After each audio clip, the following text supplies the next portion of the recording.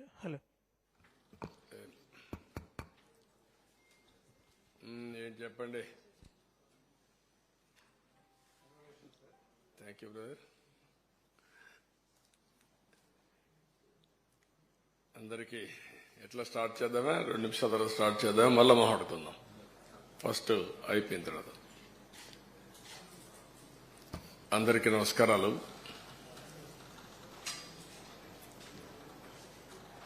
ఏదైతే ముఖ్యమంత్రిగా ప్రమాణ స్వీకారం చేసిన తర్వాత అనేక కార్యక్రమాలకు శ్రీకారం చుట్టి రాష్ట్రంలో 5 సంవత్సరాలు జరిగిన విధ్వంసం గాని, ఇంకొక పక్కన ఏ విధంగా రాష్ట్రం నష్టపోయింది అనే విషయాలు కూడా కూలంకుషంగా చర్చ జరగాల్సిన అవసరం ఉంది. ప్రజలైతే ఏకపక్షంగా ఎన్నికలు నడిపించారు.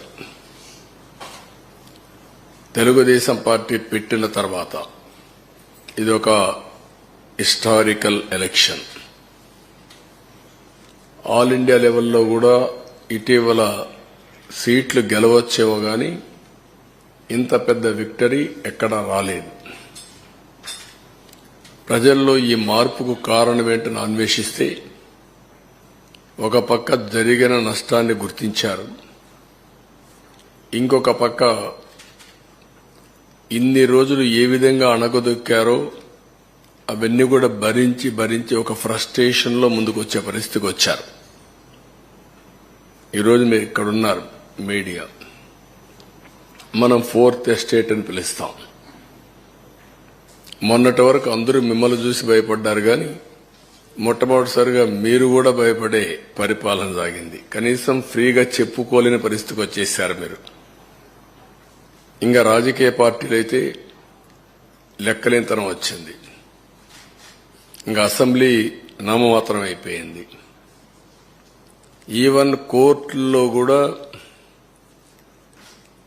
వాళ్ళను కూడా బ్లాక్ మెయిల్ చేసే పరిస్థితికి వచ్చారు. కోర్టులు కూడా అంటే మనం చూసాం, సోషల్ మీడియాలో పెట్టి జడ్జెస్ను కూడా క్యారెక్టర్ అసాసినేషన్ చేసే పరిస్థితికి వస్తే వాళ్ళు సిబిఐ ఎంక్వైరీ చేసే పరిస్థితికి వచ్చారు. ఏ విధంగా సోషల్ యాక్టివిస్ట్ అయితే ఇంకా మనం చూస్తున్నా చాలా భయంకరంగా ఉంది. ఇవన్నీ ఒక ఎత్తు అయితే, మేము ఎన్నికల ముందు చెప్పాం రాష్ట్ర పునర్నిర్మాణం జరగాలని. దానికి మేమందరం కష్టపడి పనిచేస్తామని చెప్పాం. మొన్నటి వరకు చేసింది మేము రాజకీయ ఆరోపణలు చేశాం. మాకుండే అరాకొర సమాచారాన్ని బేస్ చేసుకుని, మాకుండే లిమిటెడ్ మెషినరీ, పార్టీ అడ్మినిస్ట్రేషన్లో ఉండే రిసోర్స్ అన్ని బేస్ చేసుకుని ప్రజా చైతన్యం తేవడం కోసం మీడియాలో మీరు రాసిన వార్తలు కూడా, టీవీల్లో మీరు చేసిన ప్రచారం కానీ, ప్రింట్ మీడియాలో మీరు రాసినట్టు కానీ, సోషల్ యాక్టివిస్టులందరూ సోషల్ మీడియాలో పెట్టినటువంటి వాస్తవాలన్నీ క్రోడీకరించి మేము కూడా మాట్లాడాం. అవన్నీ ఈరోజు ప్రభుత్వానికి వచ్చిన తర్వాత రెండు కూడా టాలీ చేసుకుని, ఇంకా మిస్సింగ్ లింక్స్ ఉంటాయి అవన్నీ కూడా ఎస్టాబ్లిష్ చేసి, వాస్తవ పరిస్థితుల్ని ప్రజలకు తెలియజేసి, వాళ్ళ సజెషన్స్ కూడా తీసుకొని, మేధావులు ఉన్నారు, లేకపోతే ఇంకొకరు ఉన్నారు, మీడియా ఉంది, ప్రజలున్నారు, స్టేక్ హోల్డర్స్ ఉన్నారు, అందరి సజెషన్స్ కూడా తీసుకుని ఏ విధంగా మనం ముందుకు పోవాలి, ముందు ఎంత డ్యామేజ్ జరిగింది రాష్ట్రానికి, మళ్లీ ఇక్కడి నుంచి ఏ విధంగా మనం కోలుకోవాలి అనే విషయాలు మేము ప్రిపేర్ చేసే మునుపు వేరే మార్గాలు లేవు. మళ్లీ ముందుకు పోవడం తప్ప వేరే ఆలోచన లేదు. ప్రజలు ఒక నమ్మకం పెట్టి మేము ఒకటే చెప్పాము ఎన్నికల్లో, ప్రజలు గెలవాలి, రాష్ట్రం నిలబడాలి. ప్రజలు గెలిచారు, గెలవడానికి దోహదం చేశారు, ఒక హిస్టారికల్ తీర్పు ఇచ్చారు. రాష్ట్రం నిలబెట్టడం ఇప్పుడు అందరి బాధ్యత. అది మేము బాధ్యత తీసుకుంటాం. అదే సమయంలో ఎప్పటికప్పుడు ప్రజలు కూడా సహకరిస్తే తప్ప సాధ్యం కాదు. అందుకే మొట్టమొదటిసారిగా 7 వైట్ పేపర్స్ పబ్లిసైజ్ చేస్తున్నాం. సమయం కూడా తక్కువ ఉంది. ఒక పక్కన నిన్నటి వరకు ఫార్మాలిటీస్ అని మేము కంప్లీట్ చేయాలి. అది అయిన తర్వాత కేంద్రంలో బడ్జెట్ పెడుతున్నారు, ఇక్కడ బడ్జెట్ పెట్టాలి. కేంద్రంలో బడ్జెట్ పెట్టే ముందు మన సమస్యలన్నీ వాళ్ళ దృష్టికి తీసుకొచ్చి ఎంతవరకు వీలైతే అంతవరకు మనం ఫండ్స్ తెచ్చుకోవడం కానీ, అదే మరి ప్రాజెక్టులు తీసుకోవడం కానీ ఇవన్నీ జరగాల్సిన అవసరం ఉంది. అందుకే ఒక 20-25 రోజుల్లో 7 పేపర్లు కూడా చర్చలన్నీ కంప్లీట్ చేసి మళ్లీ మేము అసెంబ్లీ సమావేశాలు పెట్టుకుని బడ్జెట్ కూడా ప్రవేశపెట్టాల్సిన అవసరం ఉంది. లేకపోతే మళ్లీ ఒక సంవత్సరం మనకు ఒక కన్ఫ్యూజన్ లో పోయే పరిస్థితి వస్తుంది. అందుకే మేము 7 సబ్జెక్ట్స్ కూడా మీకు ఒక ఐడియా ఉంది. మేము కూడా టైం టేబుల్ ఇస్తాం. దీనిపైన తరోగా చర్చ చేస్తాం. చర్చ చేసిన తర్వాత ప్రజలందరూ ఇచ్చిన సజెషన్స్ కూడా తీసుకొని వెబ్సైట్స్ అన్ని, ఇప్పుడు ఇరిగేషన్ ఉంది, ఈ ఇరిగేషన్ ఒక వెబ్సైట్ ఓపెన్ చేస్తాం. టోటల్ డాక్యుమెంట్స్ అన్ని అందులో పెడతాం. ఎందుకంటే ఒక అలవాటు అయిపోయింది, ఏది చేసినా ఎదురుదాడి చేయడం. ఒక మీడియాలో ఇదే పనిగా వాళ్లకు క్రెడిబిలిటీ లేకపోయినా, విశ్వసనీయత లేకపోయినా చెప్పిన తప్పులే 100 సార్లు చెప్పి ప్రజలను నమ్మించే ప్రయత్నం చేయడం. దానికి చెక్ పెట్టాల్సిన అవసరం ఉంది. దానికోసమే ఈరోజు మా ప్రయత్నం. తప్పకుండా ఎప్పటికప్పుడు వాళ్ళు చెప్పినట్టన్నిటికీ కూడా ప్రజలే సమాధానం చెప్పే విధంగా ప్రజా చైతన్యాన్ని తీసుకొస్తాం. ఇప్పుడు ఫస్ట్ తీసుకున్న పేపర్ మేము చూస్తే 2 భాగాలున్నాయి. కానీ మొదటి భాగం పోలవరం, రెండవది ఇరిగేషన్ ప్రాజెక్ట్స్, సాగునీటి ప్రాజెక్టులు. ఈ రోజు మేము సాగునీటి ప్రాజెక్టులు తీసుకోవడం లేదు. ఆంధ్రప్రదేశ్ రాష్ట్రానికి సాగునీటి ప్రాజెక్టుల అవసరం చాలా ఉంది. ఆ రోజు తెలుగుదేశం పార్టీ హయాంలో 64,000 కోట్ల రూపాయలు, 67,000 కోట్ల రూపాయలు 5 సంవత్సరాల్లో ఇరిగేషన్ పైన ఖర్చు పెట్టాం. ఇప్పుడైతే మెయింటెనెన్స్ కూడా ఇవ్వలేని పరిస్థితి వచ్చింది. అవన్నీ నేను కూడా ఒక వారం తిరిగాను. రాష్ట్రంలో ప్రజా చైతన్యం తీసుకొచ్చాను. ఆ విషయాలు మళ్లీ నేను మాట్లాడతాను. ఈ రోజు ప్రధానంగా పోలవరం ప్రాజెక్టు గురించి మనం టేకప్ చేస్తున్నాం. ఇప్పుడు మీరు ఒకసారి చూస్తే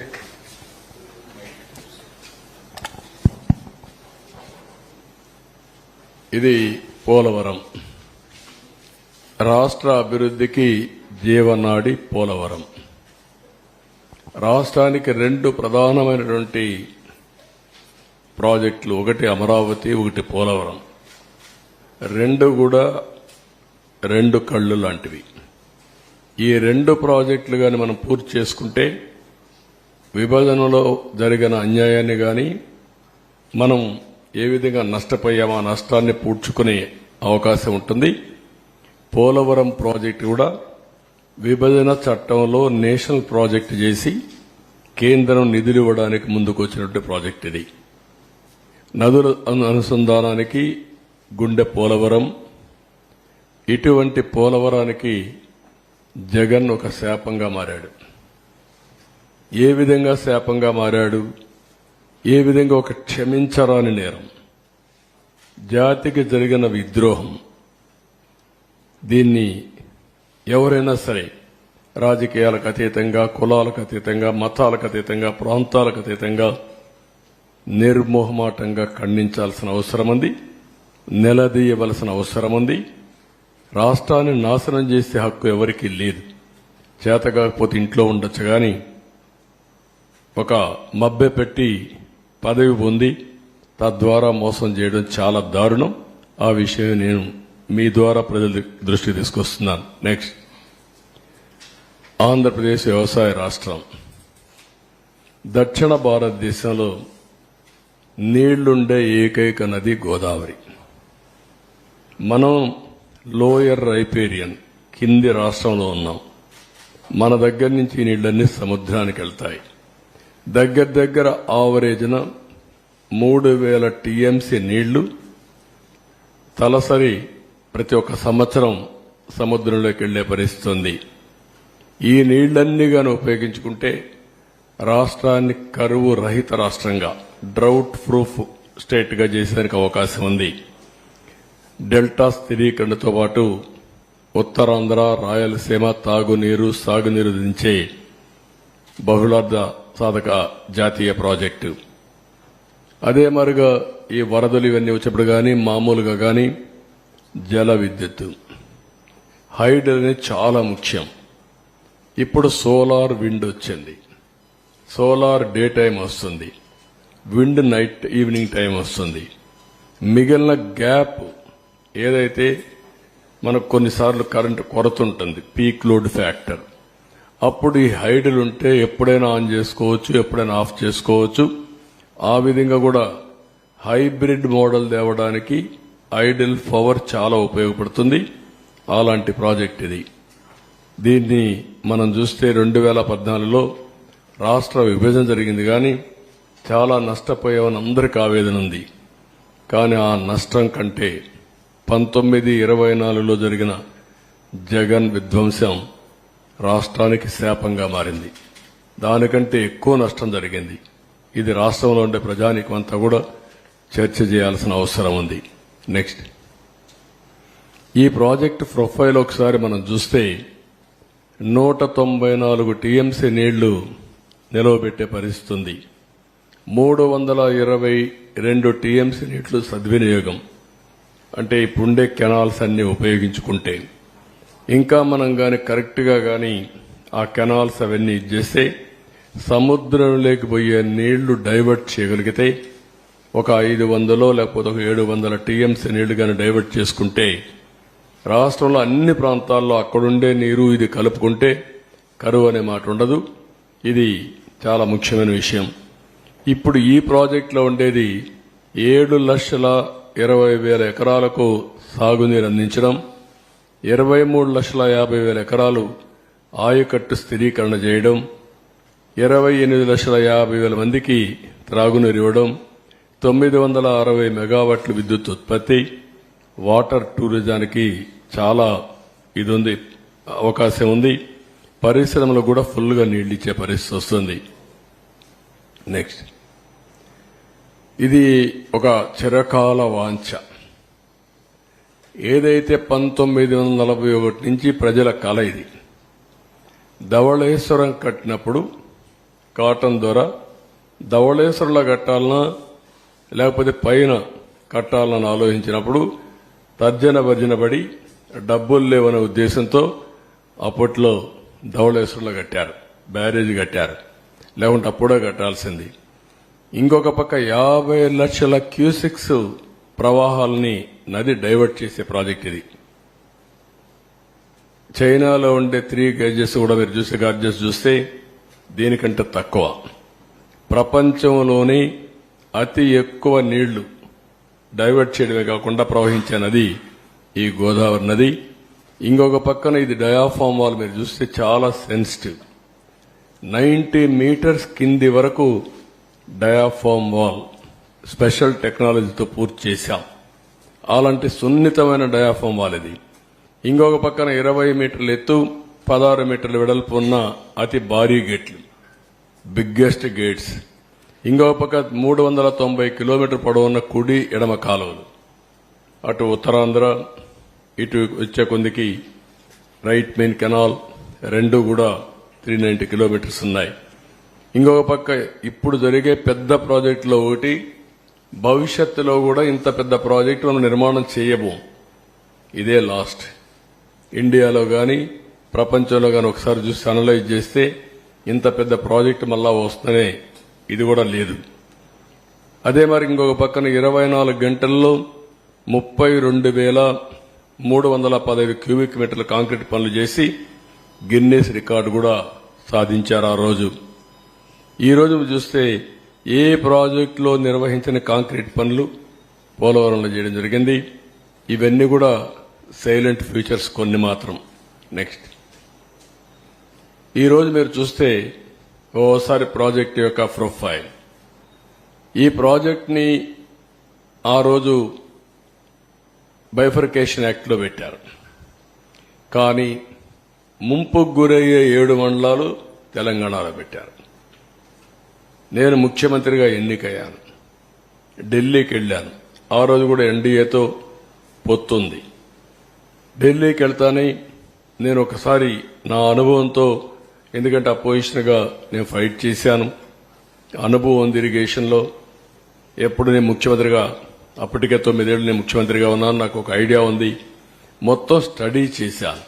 స్టడీ చేస్తే ఆ 7 మండలాలు గాని ముంపుకు గురయ్యే మండలాలు ఇక్కడ ఇవ్వకపోతే, వాళ్ళు అడ్డం పెడితే ఇంకా చరిత్ర ప్రాజెక్ట్ అంతా ఎప్పటికీ పూర్తి కాదు.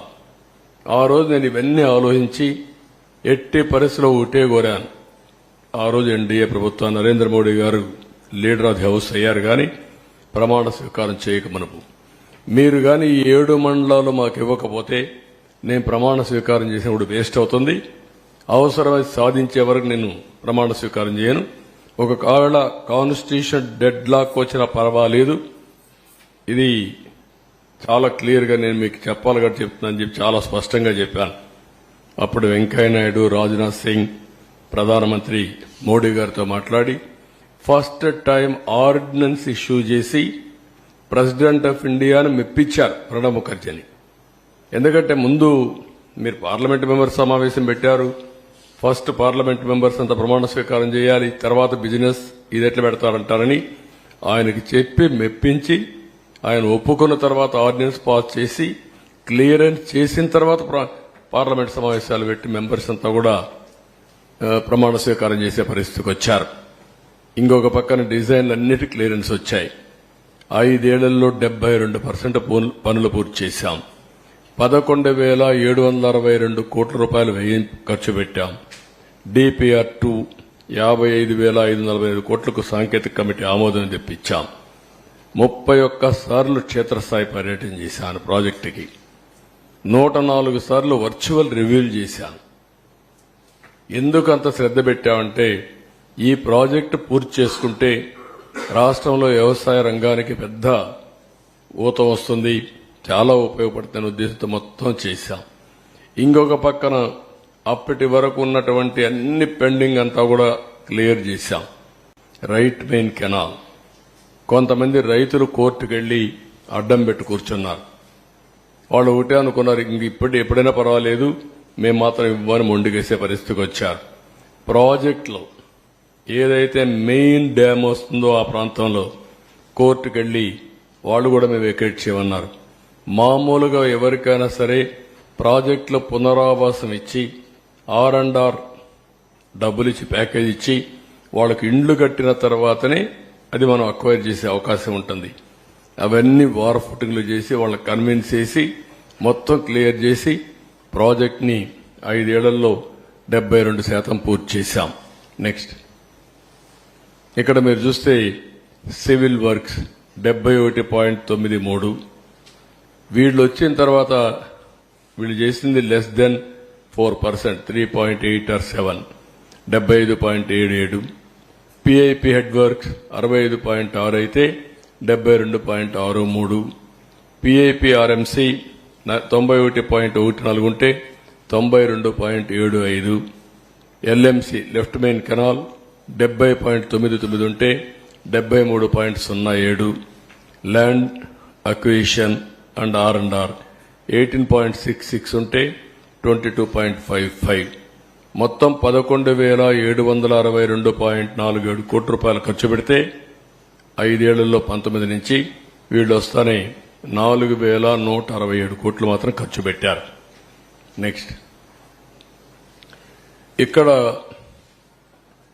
ఏదైతే ఒక వ్యక్తి చేతగానితనం కావచ్చు, అహంభావం కావచ్చు, లేకుంటే అధికార దుర్వినియోగం కావచ్చు, ఏదైనా అనుకోవచ్చు, ఏ విధంగా చేశాడో మీరు చూస్తే ముఖ్యమంత్రిని వెంటనే స్టడీ చేయకుండా ప్రమాణ స్వీకారం చేసిన రోజునే పనులు నిలిపేశాడు. అది ఘోరాతి ఘోరం, చరిత్ర క్షమించరాని నేరం. ఒక వ్యక్తికి ఇంత అహం పనికిరాదు. ఇది ప్రజాధనం, వీళ్ళ సొంత డబ్బులు కాదు, ప్రాజెక్టులు ఏముంది, ఇది ఎన్ని నీళ్లు వస్తాయి, ఈ పనులు ఏ స్టేజ్లో ఉన్నాయి, ఇప్పుడు ఏం చేయాలని ఆలోచించకుండా కనీసం విజిట్ చేయకుండా ప్రమాణ స్వీకారం చేస్తానే పనులు నిలిపేశాడు. ప్రత్యామ్నాయ ఏర్పాట్లు చేయకుండా పనిచేసే ఏజెన్సీలు తీసేశాడు, కాంట్రాక్టర్లు తీసేశాడు, ఆఫీసర్లు తీసేశాడు. 19 జూన్ నుంచి 19 నవంబర్ వరకు ఏజెన్సీనే లేదు. 20 నుంచి 20 నవంబర్కి ఏజెన్సీ వచ్చింది. కాంట్రాక్ట్ పిలిచారు కానీ వాళ్ళు వర్క్ రిజ్యూమ్ చేసింది 20 నవంబర్, అంటే 2 సీజన్లు. ఎప్పుడు కూడా జూలై నుంచి వర్షాలు వస్తాయి, నవంబర్ వరకు వర్షాలుంటాయి. గోదావరి ఫుల్ స్వింగ్ లో వస్తుంది. ఓసారి 50 లక్షలు అంటే మాక్సిమం వస్తే 50 లక్షలు, 20, 30, 40 లక్షలు వచ్చే సందర్భాలు కూడా ఉన్నాయి. దీంతో మీరు చూస్తే ఇక్కడికి వచ్చినప్పుడు మొత్తం సమర్థులైన అనుభవం ఉన్న అధికారులందరినీ బదిలీ చేసేశారు ఏకపక్షంగా. 20 ఆగస్టులో వచ్చిన వరదల్లో డయాఫామ్ వాళ్ళు దెబ్బతిందని హైదరాబాద్ ఐఐటి నిపుణులు రిపోర్ట్ ఇచ్చారు. కాఫర్ డ్యాం గ్యాపులు పూర్తిగా చేయకపోవడమే కారణం కూడా చాలా స్పష్టంగా చెప్పారు. డయాఫామ్ వాల్ దెబ్బతిన్న 2 ఏళ్ల తర్వాత తెలుసుకున్నటువంటి ఒక బ్లైండ్ గా, అంటే వీళ్ళు ఎక్కడ పడుకున్నారో ఏం చేశారో తెలియని పరిస్థితి 2 ఇయర్స్ తర్వాత మెలుకునే పరిస్థితికి వచ్చింది. మనం అందరికి కూడా డార్క్ లో ఉన్నాం, ఎవరికీ తెలియదు ఆ ప్రాజెక్ట్ ఏమైందని కూడా. అలాంటి పరిస్థితులు తీసుకొచ్చే పరిస్థితికి వచ్చారు. నెక్స్ట్, ఇక్కడ ప్రత్యామ్నాయం ఏర్పాట్లు చేయకుండా జీవోలన్నీ మీకు అందరికి ఇస్తాం, మీరు స్టడీ చేయండి. ఇప్పటికే స్టడీ చేశారు, అది స్టడీ చేసి ప్రాపర్ గా ప్రజలకు చెప్పే బాధ్యత మనందరిపైన ఉంది. నెక్స్ట్, ఇక్కడ మీరు చూస్తే ఆగస్టు 13న పీపీఏ మీటింగ్ జరిగింది, పోలవరం ప్రాజెక్ట్ అథారిటీ మీటింగ్. ప్రస్తుతం ఉన్న కాంట్రాక్టర్ పనితీరు సంతృప్తిగా ఉంది, మార్చాల్సిన అవసరం లేదు. 2009లో కాంట్రాక్టర్ మార్చడం వల్ల హెడ్ వర్క్స్ నిలిచిపోయాయి, ఇప్పుడు అదే పరిస్థితులు ఎత్తే ప్రమాదం ఉందని చెప్పారు. 2009లో మీరు ఒకసారి చరిత్ర గుర్తుపెట్టుకోవాల్సిన అవసరం ఉంది. అప్పుడు కూడా ఇదే మరియు స్వార్థంతో చేశారు. 2005, 2006 ఆ ప్రాంతంలో ఈ ప్రాజెక్టు ప్రారంభించారు. ప్రారంభిస్తే రాజశేఖర్ రెడ్డి ముఖ్యమంత్రిగా వర్క్స్ అవార్డు చేశాడు. అవార్డు చేసిన తర్వాత ఆయన కాంట్రాక్టర్లకు కావాలనే ఉద్దేశంతో ఆ కాంట్రాక్టర్ బలవంతంగా చేపించి ప్రీ క్లోజర్ చేసి వాళ్ళని పంపించేసి ఆయన బతుకున్నంత వరకు మళ్ళా టెండర్ పిలవలేకపోయాడు. ఆ డిలే 2014లో కిరణ్ కుమార్ రెడ్డి ముఖ్యమంత్రి అయిన తర్వాత ఒకసారి టెండర్ పిలిచారు. 2009లో ఎలక్షన్ ముందు ఎలక్షన్ అవుతానే పిలిచారు, కానీ అప్పుడు కూడా ఏం చేయలేకపోయారు. 14 వరకు వెళ్ళింది. 13, 14 ఆ ప్రాంతంలో కిరణ్ కుమార్ రెడ్డి ముఖ్యమంత్రిగా ఉన్నప్పుడు మళ్లీ ఈ టెండర్ పిలిచి ఏజెన్సీకి అప్పచెప్పే పరిస్థితికి వచ్చారు. అందుకే చాలా సున్నితమైన ప్రాజెక్ట్ అనే ఉద్దేశంతో, ఇది కేంద్ర ప్రభుత్వానికి సంబంధించిన ప్రాజెక్ట్ అనే ఉద్దేశంతో ఆ టెండరు ఎవరైతే కాంట్రాక్టర్ ఇబ్బందులున్నా ఎక్కడికక్కడ కన్విన్స్ చేసి ఆ పనులు చేసుకుంటూ వచ్చాం తప్ప ఏకపక్షంగా ఎక్కడికి వెళ్ళలేదు. ఈయన చేసింది ఏకపక్షంగా పోయి మొత్తం ఇది దెబ్బతినే పరిస్థితి వచ్చింది. ఈ విషయాలు చాలా స్పష్టంగా వాళ్ళు చెప్పారు. నెక్స్ట్, ఇంకొక పక్కన కొత్త కాంట్రాక్టర్ మార్చడం వల్ల 10 నెలలు పైగా పనుల్లో జాప్యం జరుగుతుంది. ఒకే పనిని 2 ఏజెన్సీలు ఆ పని నాణ్యతలో ఇబ్బంది వస్తే ఎవరు బాధ్యత వహిస్తారు? అందువల్ల కాంట్రాక్టర్లు మార్చవద్దు. పాత కాంట్రాక్టర్ ఎప్పుడు కూడా ఏ పని చేసినా గ్యారంటీ ఇవ్వాలి. ఆ గ్యారంటీ ఇన్ని సంవత్సరాలను ఇస్తారు. ఆ గ్యారంటీ ఇచ్చిన తర్వాత పాత కాంట్రాక్టర్ని మారిస్తే కొత్త కాంట్రాక్టర్ వస్తే ఇద్దరిలో ఏదైనా ఇబ్బందులు వస్తే ఎవరు రెస్పాన్సిబుల్? అకౌంటబిలిటీ ఎవరిది? జవాబుదారీతనం ఎవరు? అది ఫిక్స్ చేయలేము, కాబట్టి మీరు మార్చొద్దండి అని చాలా స్పష్టంగా చెప్పారు. అయినా కూడా వినకుండా మొండిగా ముందుకు పోయారు. నెక్స్ట్, ఇక్కడ కాంట్రాక్ట్ని మార్చడం, ముందు చూపు లేకపోవడం, సరైన సమయంలో పనులు చేయకపోవడం, చేసే పనుల్లో జాప్యం వంటి కారణాల వల్ల నిర్మాణంలో తీవ్రంగా జాప్యం జరుగుతుందని కావున ఏజెన్సీలు మార్చవద్దని మళ్లీ 16/8/19 చెప్పారు. ముందు లెటర్లు రాశారు, మళ్లీ వీళ్ళు ఇది కూడా చెప్పారు. ఇంకొక పక్కన మీరు చూస్తే గవర్నమెంట్ ఆఫ్ ఇండియా ఇది పీపీఏ చేసింది. ఇది secretary government of India chief ఇంజనీర్కి ఒక లెటర్ రాశాడు. ఇతను రాసింది హౌఎవర్ లెటర్ ఎలాబొరేట్గా ఉందో అంతా మొత్తం చదవడం లేదు. Please recall discussion during the 10th emergency meeting of the PPA held on 13th August 19, mainly to discuss the issues of pre-closure of present contracts of the Polavaram project and retendering of the balance works. Last lo enni cheptu, however, in the meanwhile, it is my humble advice to abandon the idea of pre-closure and retendering of the works in the best interest of the project, or at the least keep it the same in abeyance till a considered view is taken by Government of India in the matter.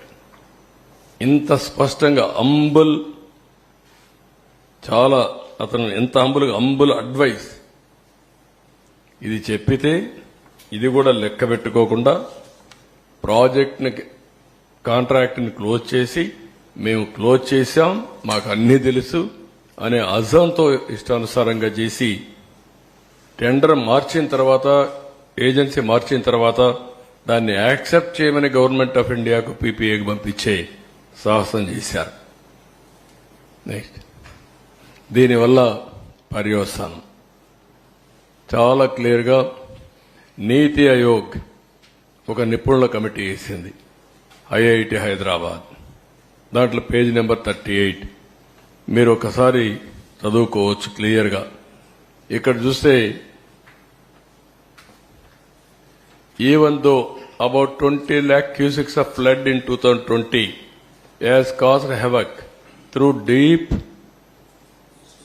scoring, length about 150 meters, level about -22 meters at 3 locations near to the ECRF dam, that is Coffer Dam Gap 1 and Gap 2.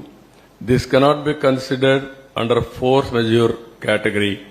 The reasons for this distinction can be attributed to inefficient planning due to untimely closure of gaps in the Coffer Dam. ఏవైతే coffer dam లో చిన్న gap ఉందో ఆ ఏజెన్సీని మార్చకపోతే rainy season లోపల flood వచ్చే లోపల అది close చేయాల్సిన బాధ్యత ఆయన పైన ఉంది. ఆ సమయంలో మార్చేశారు. ఆ సమయంలో మార్చి మళ్ళా డిపార్ట్మెంట్ లెటర్స్ రాశారు. ఈ టైంలో క్లోజ్ చేయకపోతే ప్రమాదం వస్తుంది అని చెప్పారు. అయినా పట్టించుకోలేదు, ఎవ్వడూ పట్టించుకోలేదు. దాని పర్యవసానం మీరు చూస్తే చాలా. ఇంకా నెక్స్ట్ దీంతో ఈరోజు డయాఫామ్ వాల్ 3 మేజర్ డ్యామేజ్ జరిగాయి. కాంక్రీట్ వర్క్లు మాత్రం స్పిల్వే మిగిలింది. డయాఫామ్ వాల్ డ్యామేజ్ అయింది. ఇంకొక పక్కన కాఫర్ డ్యాములు up stream down stream 2 damage అయినాయి. మూడోది గైడ్ బెండ్ డ్యామేజ్ అయింది. గ్యాప్ 1 ఏదైతే ఉందో ఈసీఆర్ఎఫ్ డ్యామ్కి వచ్చేది అది కూడా సగం 3/4 కొట్టుకోబోయే పరిస్థితికి వచ్చింది. ఇప్పుడు ఎంత డ్యామేజ్ జరిగిందంటే డయాఫామ్ వాల్ 2018లో 436 కోట్లకు పూర్తి చేశాం. ఇప్పుడు డయాఫామ్ వాల్ రిపేర్ల కోసం కొన్ని రింగ్ బండ్లేసి అక్కడెక్కడ 3-4 ప్లేసుల్లో 33% రిపేర్లు చేయాలి. దాని ఖర్చు 447 కోట్లు. అది రిపేర్ చేస్తాం. అప్పటికి పర్మనెంట్ గా సొల్యూషన్ వచ్చిందంటే మేము చెప్పలేమంటున్నారు. అది కాకుండా పేర్లల్ గా ఇంకొక కొత్త డయాఫామ్ వాల్ కట్టాలంటే 990 కోట్లు. మళ్లీ 2 సీజన్లు కావాలి. అది కూడా సక్రమంగా చేస్తే 2 లేకపోతే 3-4 సీజన్లు అవుతుంది. అంటే 3-4 సీజన్లు డయాఫామ్ వాల్ కట్టాలి. దానిపైన కాఫర్ డ్యాములోనే ప్రాబ్లమ్స్ ఉన్నాయి. దానిపైన ఈసీఆర్ఎఫ్ కట్టాలి. ప్రాజెక్టు పూర్తి కావాలి. ఒక మూర్ఖత్వంతో చేసిన పనికి దానికి కూడా ఇంకొకటి కూడా సీపేజీ అరికట్టడానికి ఖర్చు ఎంత అవుతుందో సమయం ఎంత అవుతుందో అంచనా వేయలేకపోతున్నారు. ఇక్కడ రెండున్నాయి. ఒక పక్క ఇవన్నీ diaphragm wall, upper coffer dam, lower coffer dam. Next slide చూపి. ఇక్కడ మీరు చూడండి ఈ ప్రాజెక్టు ఎంత అతలాకుతలం అయిపోయిందో మీరు చూడండి. మొత్తం ప్రాజెక్టు భౌగోళిక పరిస్థితులే మారిపోయినాయి. ఎందుకు మారిపోయినాయంటే ఈ 15 నెలల సమయంలో ఇక్కడ కొద్దిగా గ్యాప్ ఉంటే దాన్ని పూర్తి చేయకపోయే కొందికి ఆగస్టులో వరద నీరు వచ్చింది. ఇక్కడి నుంచే నీళ్లు వెళ్ళాలి. ఆ ఒత్తిడి పెరిగింది. కిందికి నీళ్లు వచ్చినప్పుడు సునామీ మారిగా సుడుగులు తిరగడం మొదలుపెట్టింది. దాంతో కింద నుండే ఇసుకంతా లాగేసి కొట్టుకుపోయే పరిస్థితికి వచ్చింది. అంటే చాలా డెప్త్. అంటే ఇక్కడ రెండున్నాయి. ఒకటి డయాఫామ్ వాల్, పైన కాఫర్ డ్యామ్ కూడా ఏదైతే ఏం వేస్తారు, జెడ్ రౌటింగ్ చేస్తారు. ఆ జెడ్ రౌటింగ్ కూడా 10 మీటర్లు 20 మీటర్ల వరకు వెళ్లారు. ఎప్పుడైతే 10-20 మీటర్లు నీళ్లు వెళ్లిపోయేసి ఇది సుళ్లు కొట్టేసి మొత్తం తీసేసిన తర్వాత దాని కింద కూడా వెళ్లిపోయింది. అంటే ఫౌండేషన్ కాఫర్ డ్యామ్ కూడా దెబ్బతినే పరిస్థితికి వచ్చింది. దాంతో ఇప్పుడు ఏదో చిన్న చిన్న రిపేర్లు చేశారు. కానీ నీళ్లు ఆగడంలా. నీళ్లు ఆగకపోతే కాఫర్ డ్యామ్ కట్టలేం, డయాఫామ్ వాల్ కట్టలేం. డయాఫామ్ వాల్ కట్టకపోతే ఈసీఆర్ఎఫ్ చేయలేం. ఇప్పుడు ఇవన్నీ కూడా భయంకరమైన పరిస్థితి. ఇంకొక పక్కన బయట నుంచి ఇసుక తెచ్చి పూడ్చిన ఆఘాతాలపైనే మెయిన్ ఎర్త్ ఫ్యాక్టరీ డ్యామ్ చేయాలి. ఇప్పుడు ఇసుక తీసుకొచ్చి మన గుట్టలు గుట్టలుగా పేసి మా వాళ్ళు దాన్ని కాంపాక్ట్ కింద చేస్తున్నారు. కానీ ఇంకా సొల్యూషన్ పూర్తిగా రాలేదు. They are working. ఇక్కడ ఒక ఎగ్జాంపుల్ మీరు చూస్తే గ్యాప్ 1 ప్రాజెక్టులో 250 మీటర్లు వెడల్పు ఉంటుంది. 150 మీటర్లు కొట్టుకోపోయింది. ఆ 150 మీటర్లు మళ్ళా పూడ్చి గ్యాప్ 1ని పటిష్టం చేయాలి. నేచురల్ సాయిల్ అంటే నేచురల్ సాయిల్. మళ్ళా మనం మట్టి తెచ్చేస్తే దాని కన్సాలిడేషన్ ఆల్ ప్రాబ్లమ్స్ ఉంటాయన్నమాట. ఇది మొత్తం ఇది చేసే పరిస్థితికి వచ్చాడు. చాలా దారుణం ఇది. నెక్స్ట్ ఇక్కడ దీనే కాకుండా వీళ్లు కట్టిన కుంగిన గైడ్ బండ్ ఇది కూడా కుంగిపోయే పరిస్థితికి వచ్చింది. ఇది మామూలుగా ఎందుకంటే నేరుగా ఇట్లా వాటర్ వస్తే ప్రాబ్లం వస్తుందని కొద్దిగా డైవర్షన్ పెట్టి అక్కడి నుంచి వాటర్ తీసుకొస్తే ప్రెషర్ తక్కువ ఉంటుందనే ఉద్దేశంతో ఇది చేసి అది కూడా దెబ్బతినే పరిస్థితికి వచ్చింది. దీనికి కూడా ఒక 80 కోట్ల రూపాయలు మనం ఖర్చు పెట్టారు. ఇంకా కూడా నిలుస్తుంది, సాలిడ్ గా ఉంది అనేది ఇంకా ఎస్టాబ్లిష్ చేస్తున్నారు. ఇంకా పూర్తిగా కాలేదంటే 3 డ్యామేజెస్ ఇక్కడ. ఒకటి diaphragm wall, 2 upper lower coffer dam, 3 guide bund, 4 దీన్నిటి వల్ల Polavaram power project abnormal delay. Next ఇక్కడ మీరు చూస్తే ప్రోగ్రెస్ రిపోర్ట్లో మీరు చూస్తే ఖర్చు 11,722 కోట్ల రూపాయలు తెలుగుదేశం పార్టీ హయాంలో. వీళ్లు ఖర్చు పెట్టింది 4,100 కోట్లు. 72% అయితే 3.84% పనులు పూర్తి చేశారు, పెంచారు. కేంద్రం నిధులు ఒక్క రూపాయి కూడా దారి మళ్లించలేదు. కేంద్రం ఇచ్చిన డబ్బులు మేమున్నప్పుడు 4,000 కోట్ల రూపాయలు మనం పెట్టి పనులు చేశాం. ఆ 4,000 కోట్లు రియంబర్స్ చేశారు. అదనంగా అయిందానికి డబ్బులు ఇచ్చారు. ఇచ్చిన డబ్బుల్లో 3,385 కోట్లు వేరేదాన్ని డైవర్ట్ చేశారు. నిధులు కొరత కూడా ఒకటి తీసుకొచ్చాడు. మళ్ళీ ఎక్కడ పెట్టాడో ఏం తెలియదు కానీ మొత్తం డైవర్ట్.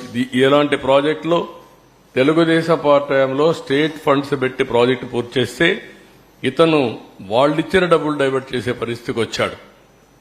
ఆ రోజు కేంద్ర మంత్రులు గిన్నీస్ రికార్డుని వచ్చాయి. ఈ రోజు అందరూ కూడా తప్పు పట్టే పరిస్థితికి వచ్చారు. ప్రాజెక్టే ప్రశ్నార్థకమైంది. ఎత్తు 45.72 మీటర్లు, 194 టీఎంసీ ఆఫ్ వాటర్. ఇప్పుడు 41.15 అని మాట్లాడుతున్నారు. ఇది ఎక్కడుందో నాకైతే అర్థం కాలేదు. ఇది కొత్త వాదన. ఒకవేళ గాని 41.15 అంటే విభజన చట్టంలో పెట్టింది Polavaram project national project. And at the same time 45.72 meters ఎత్తది. అంచనా 55,545 కోట్ల రూపాయలు ఆమోదం తెలిపారు. ఇప్పుడు ఏమైందో అది కూడా అర్థం కాని పరిస్థితి. ఆ రోజు పర్యాటక కేంద్రంగా ఎవ్రీడే అందరూ చూశారు. ఇప్పుడు ఒక ప్రొహిబిటెడ్ ఏరియాగా తయారైపోయింది. ఆ రోజు 4,144 కోట్ల రూపాయలతో కాల్ నిర్మాణం, ముంపు గ్రామాలకి బాధితులకు అండగా అన్ని చేశాం.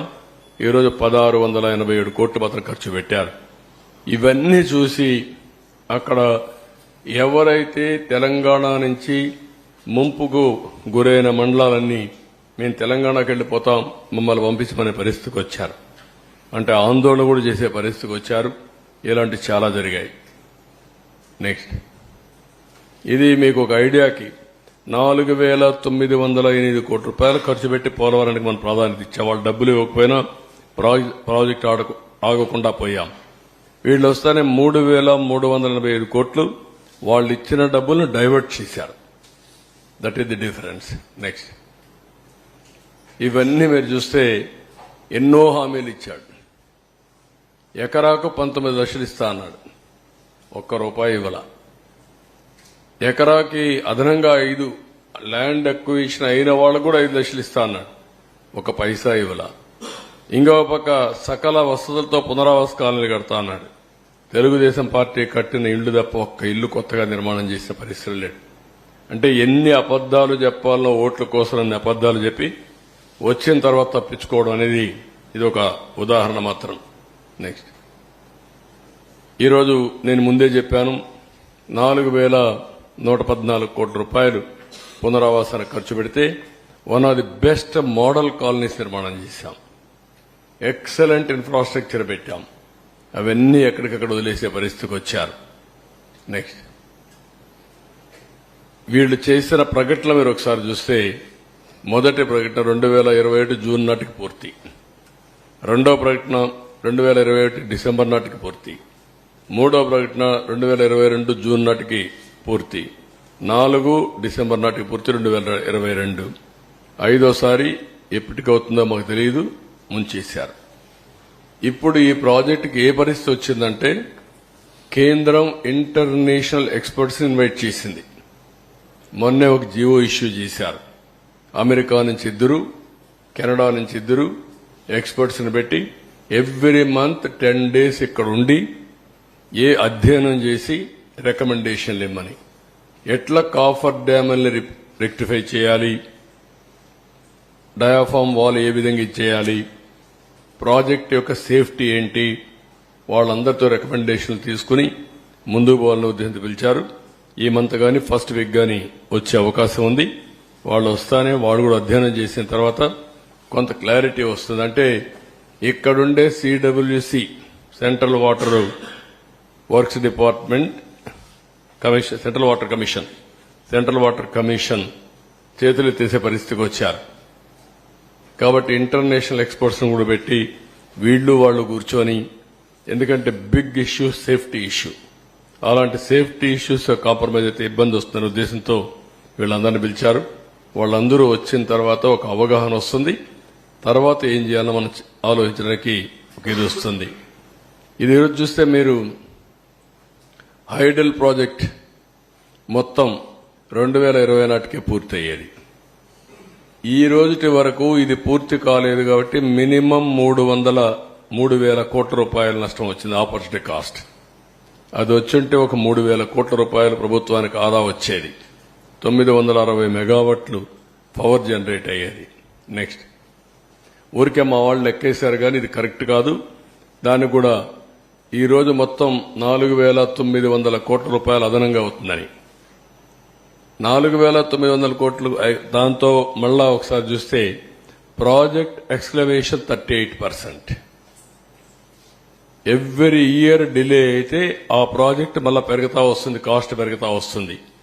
ఇప్పటికి 38% పెరిగిందని కాస్ట్. ఇంకొక పక్కన ఐడల్ ప్రాజెక్ట్ వల్ల 3,000 కోట్లు, వ్యవసాయానికి నీరు అందకుండా పోయిందాని వల్ల ఒక 45,000 కోట్లు. ఇవన్నీ కూడా ఆపర్చునిటీ కాస్ట్ లో జీఎస్డీపీ, రైతుల ఆదాయం మొత్తం తగ్గిపోయే పరిస్థితి వస్తుంది. ఒక ప్రాజెక్ట్ వస్తే ఏ విధంగా లాభాలు వస్తాయి, ఏ విధంగా జీఎస్డీపీ పెరుగుతుంది, ఏ విధంగా పర్సనల్ ఇన్కమ్ పెరుగుతుంది అని ఒక ఉదాహరణ. ఆ రోజు కావాలని చెప్పి మాట్లాడింది అవినీతి జరిగిందని. అవినీతి జరిగిందని ఎంక్వైరీల మీద ఎంక్వైరీలు వేశారు. ఎక్కడా వీళ్ళ మనుషులను బంధువుని పెట్టుకున్నాడు, కానీ ఎక్కడా ప్రూవ్ చేయలేకపోయాడు.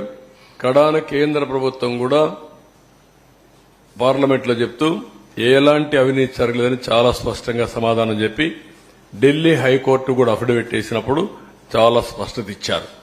దీంట్లో ఏమాత్రం అవినీతి జరగలేదు, చాలా స్పష్టంగా క్లియర్ గా ఉందని చెప్పి చాలా క్లియర్ సర్టిఫికెట్ ఇచ్చే పరిస్థితికి వచ్చారు.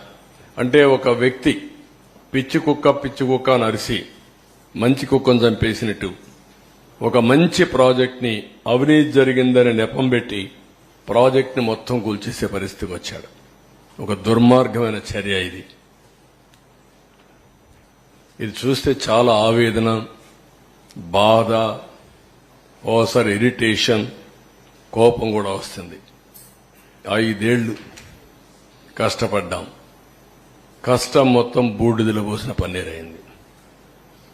కనీసం అప్పుడు ఒక స్పష్టత ఉంది.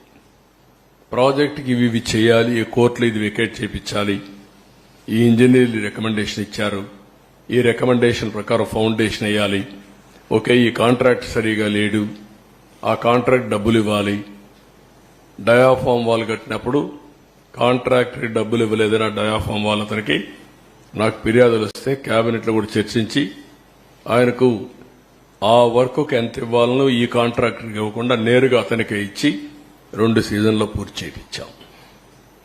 అలాంటి నిర్ణయాలు చాలా చేశాం. ఈరోజు అవన్నీ తలుచుకుంటే బాధేస్తుంది, గుండె తరక్కపోతుంది. రాష్ట్రానికి జరిగిన అన్యాయం, దుర్మార్గమైన చర్య, నీతిమాలిన చర్య. దాంతో ఇప్పుడు ఏం చేయాలి? ఒకసారి అయితే గడ్కరీ, ఇప్పుడు కూడా నాకు జ్ఞాపకం, దీపావళి అనుకుంటాను, పండగ రోజు ఆయన ఇంటికి పోయాను. నేను అమెరికాకు పోతూ ఆయన ఇంటికి వెళ్లి రిక్వెస్ట్ చేసి తర్వాత అమెరికాకి వెళ్ళాను. ఒకసారి గడ్కరీ, అదే మాదిరిగా అరుణ్ జైట్లీ ఫైనాన్స్ మినిస్టర్ ఇద్దరు ఉండి ఒక తెల్లవారితో నాకు సాయంత్రం మీ ప్రాజెక్టులో అన్నీ ఓకే గాని ల్యాండ్ ఎక్విజిషన్కి సంబంధం లేదు, మాకేం సంబంధం లేదన్నారు.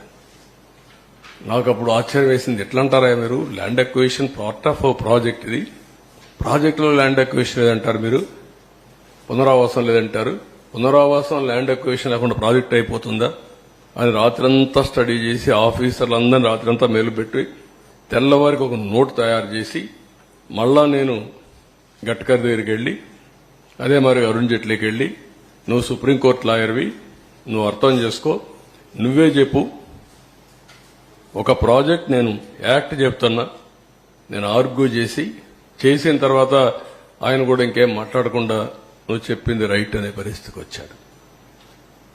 అంటే ఎంత కష్టపడ్డాం, ఎంత శ్రమపడ్డాం, ఏ విధంగా ఒక్కొక్కరిని కన్విన్స్ చేశాం, ఎన్ని అవరోధాలని స్టెప్ బై స్టెప్ దాటుకుంటూ వచ్చాం, ఏ విధంగా పూర్తి చేసినాం అనుకున్నప్పుడు ఇప్పుడు జరిగింది చూసి చాలా బాధేస్తుంది. రాష్ట్ర ప్రజలందరూ అర్థం చేసుకోవాల్సిన అవసరం ఉంది.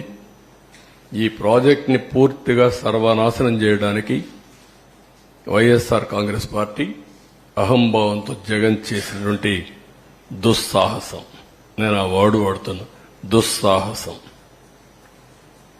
దాంతో ఈ విధంగా ఈ పరిస్థితి వచ్చింది. అందుకే నేను ఒక మాట చెప్పాను, అర్హత లేని వాళ్ళకి అధికారం వస్తే ఇవే జరుగుతాయి. ముఖ్యమంత్రిగా కాదు, రాజకీయాలకి అర్హత లేని వ్యక్తులు, అది ప్రజలందరూ అర్థం చేసుకోవాల్సిన అవసరం ఉంది. ఒకరి గురించి ఆంబోతుల మారిగా మాట్లాడచ్చు, మమ్మల్ని విమర్శించవచ్చు, అది కాదు ఇక్కడ ఇష్యూ. ఎవడైనా సరే, బుద్ధి జ్ఞానం ఉండేవాడు ఎవడైనా సరే ఆలోచించాలి. మాట్లాడితే కాఫర్ డ్యామ్కి డయాఫామ్ వాల్కి వ్యత్యాసం తెలియని వ్యక్తులు, ఎక్కడ కాఫర్ డ్యామ్ ఉందని ఎత్తుక్కునే వ్యక్తులు, ప్రాజెక్టు తిరిగిపోయి కాఫర్ డ్యామ్ ఎక్కడుందని ఎత్తుక్కునే వ్యక్తులు అన్నమాట. అన్ని ప్రాజెక్టులు కాఫర్ డ్యాములు ఉన్నాయి అని మాట్లాడే వ్యక్తులు, ఇది కట్టలేదు అది కట్టలేదు అంటారు. సిడబ్ల్యూసి, గవర్నమెంట్ ఆఫ్ ఆంధ్రప్రదేశ్ అందరూ కూర్చొని ఈ ప్రాజెక్టుని పూర్తి చేయాలంటే, తొందరగా పూర్తి కావాలంటే ఈ పనులన్నీ కావాలి అని ఒక పద్ధతి ప్రకారం అట్ 1 స్టేజ్ చాలా చర్చలు జరిగాయి.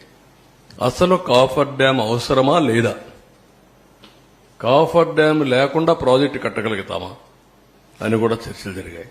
కాదు, సేఫ్టీ ఉంది, ప్రాబ్లమ్స్ ఉన్నాయి. కాఫర్ డ్యామ్ కూడా పర్మనెంట్ కాదు. కాఫర్ డ్యామ్ 2 ఏళ్ళలో 3 ఏళ్ళలో ఉంటుంది. వాటర్ డైవర్షన్కే కాఫర్ డ్యామ్. ఆ డైవర్షన్ 2 ఏళ్ళలో అది కూడా వీక్ అవుతుంది. తర్వాత అది కూడా దాని లైఫ్ కూడా 4-5 ఎన్నేళ్ళు అండి? ఇది 3 years 4 years 3 to 4 years అంతే. కాఫర్ డ్యామ్ లో 3 to 4 years. అంత లోపల డయాఫామ్ వాళ్ళు వేసుకుని దానిపైన ఈసీఆర్ఎఫ్ కట్టి మొత్తం పూర్తి చేస్తే స్టెబిలైజ్ అయిపోతుంది ప్రాజెక్ట్. ఇది బాధాకరమైన సంఘటన. అందుకే ఫస్ట్ పేపర్ అతి సున్నితమైన ప్రాజెక్ట్, రాష్ట్రానికి జీవనాడి. ప్రజలకి ఈ ప్రాజెక్టు పూర్తయింటే చాలా సౌత్ ఇండియాలో నీటి సమస్య అనేది లేకుండా చేయడమే కాకుండా వేరే రాష్ట్రానికి మనం నీళ్లు ఇచ్చే పరిస్థితి వచ్చేది.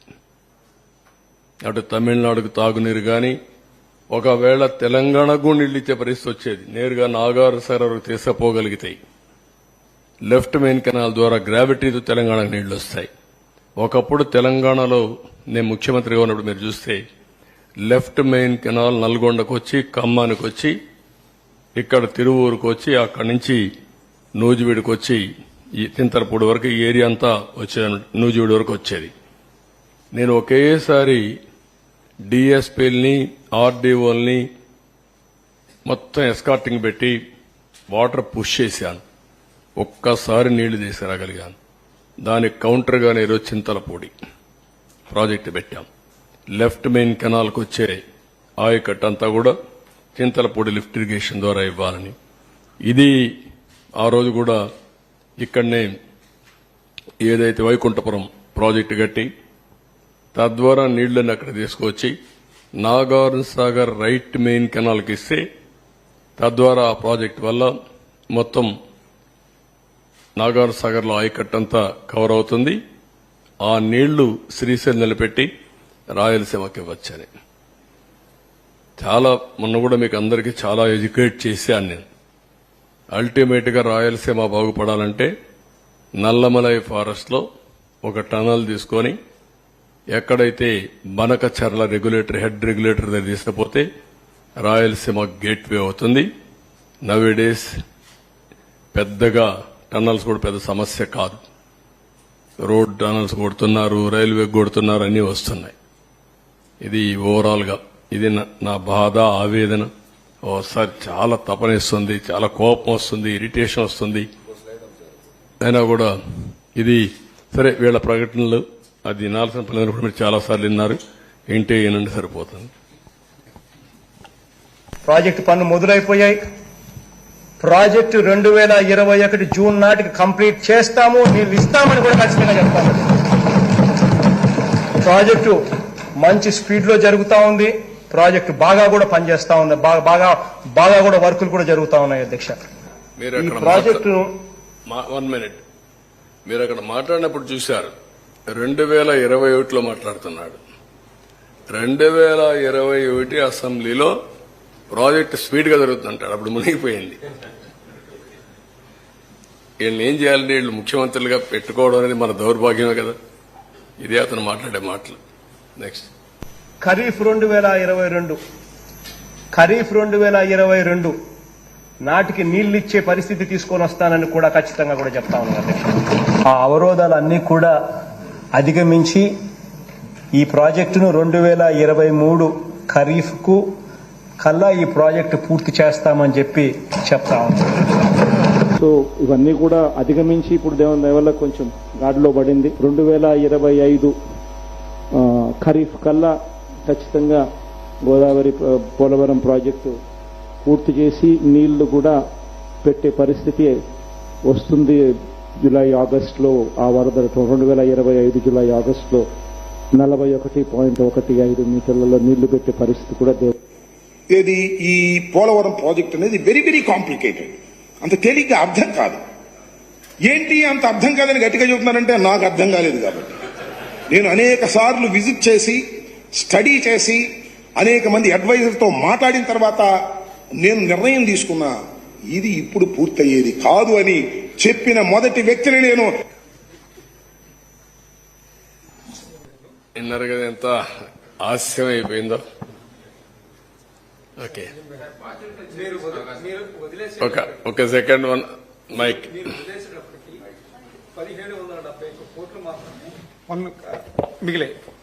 వీళ్ళు రివర్స్ టెండర్లో పిలిచినప్పుడు 1548.13 కోట్లకి మేఘాకి ఇచ్చారు.